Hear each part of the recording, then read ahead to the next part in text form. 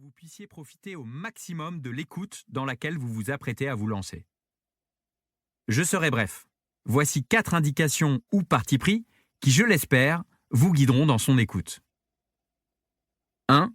J'ai pensé ce livre pour qu'il soit le plus concret et accessible possible. Mais ne l'écoutez pas nécessairement dans l'ordre. Des sauts de puce pourraient vous permettre de vous inspirer de pratiques répondant à des problématiques auxquelles vous êtes confrontés en ce moment.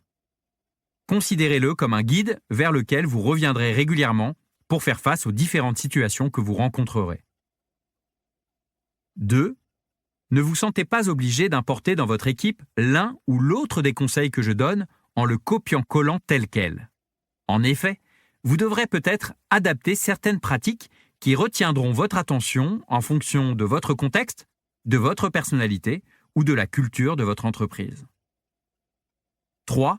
Bien que plus d'un manager sur 3 en France soit une femme, il était compliqué d'accorder chaque tournure de phrase du livre à la fois au masculin et au féminin. N'y voyez donc aucune marque de sexisme, mais simplement une manière d'en faciliter l'écoute. J'en profite d'ailleurs pour souligner que ne pas avoir une parité parfaite dans les profils de nos managers est un gros problème à résoudre d'urgence. 4. Ce livre traite parfois de sujets sensibles, comme le fait de se séparer de certains collaborateurs.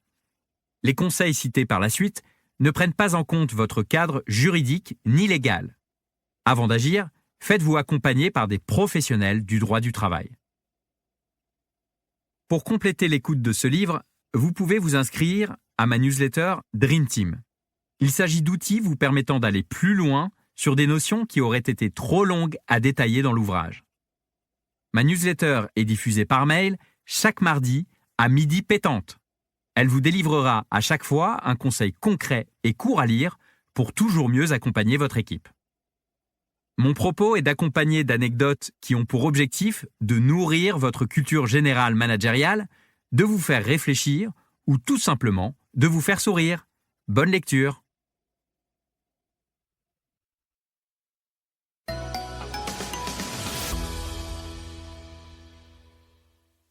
Glossaire du manager. Utiliser le franglais quand on parle management, c'est beaucoup plus shiny, c'est-à-dire brillant.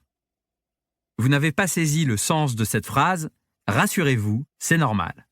Elle signifie simplement que l'univers du management est truffé de jargon ou d'anglicisme parce que nous avons souvent la faiblesse de croire que certaines expressions font plus d'effet en anglais qu'en français.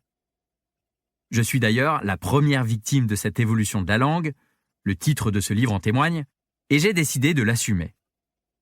J'ai donc imaginé ce glossaire qui reprend quelques expressions atypiques récurrentes pour vous aider à vous repérer dans la jungle verbale du management. Challenger. Challenger une idée, un plan d'action ou que sais-je encore est un grand classique dans le jargon du manager. Ça veut tout simplement dire remettre en question l'idée ou le plan d'action afin de s'assurer qu'ils ne peuvent pas être améliorés. Collaborateur. Ce mot, j'espère que vous l'aimez car vous l'entendrez plus de 400 fois dans ce livre. Il désigne un membre de l'équipe d'un manager. Manager ou collab sont d'autres synonymes parfois employés dans le monde de l'entreprise. Descendant. En jargon de manager, descendant désigne un échange qui se ferait à sens unique entre 2 interlocuteurs.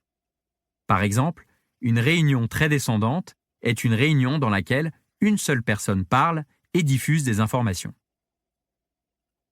Onboarding. Emprunté à l'aéronautique, il s'agit d'un terme anglais désignant la phase d'intégration d'un collaborateur dans l'entreprise. Offboarding.